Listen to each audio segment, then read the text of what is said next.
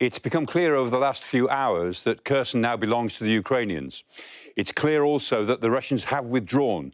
They've left the city of Kherson and, more importantly, they've left the western bank of the Dnipro River.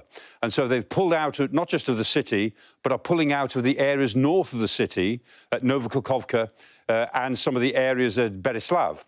Now, that pullout may take some time, but undoubtedly that is what they're doing. This is a huge victory for the Ukrainians. It's not only a symbolic victory, because Kherson was the only significant city that the Russians took, but it's also a military victory because it puts most of Crimea in range of the rockets and the missiles that the Ukrainians can now bring up onto their side of the river Dnieper. However, there are problems as well. The bridge, the Antonovsky Bridge, is down. The Russians have made sure that they have destroyed the bridge. This is the main bridge, the M14 highway that ran through the area.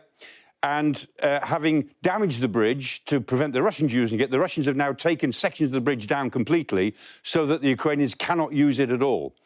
And that will give the Ukrainians a problem, because as they sit on the western bank of the Dnieper River, the Russians are in the eastern bank, and the Russians will be able to shell Kherson with their artillery. This is exactly what they did in Mariupol. It's what they did in Severodonetsk. It's what they tried to do in Kharkiv. And so in order to stop that happening, the Ukrainians somehow have got to push the Russians at least 30 or 40 kilometers further east. And so although the Ukrainians can attack Sevastopol, which is a huge prize for them, they've really got to concentrate on either across the river or, more likely, from somewhere in the north. They've got to put enough pressure on those Russian forces to make them withdraw further away out of artillery range. Only then will Kherson city be safe. However, the fact is that this is a great day for the Ukrainians, but they'll need a few more great days like this before the business is concluded.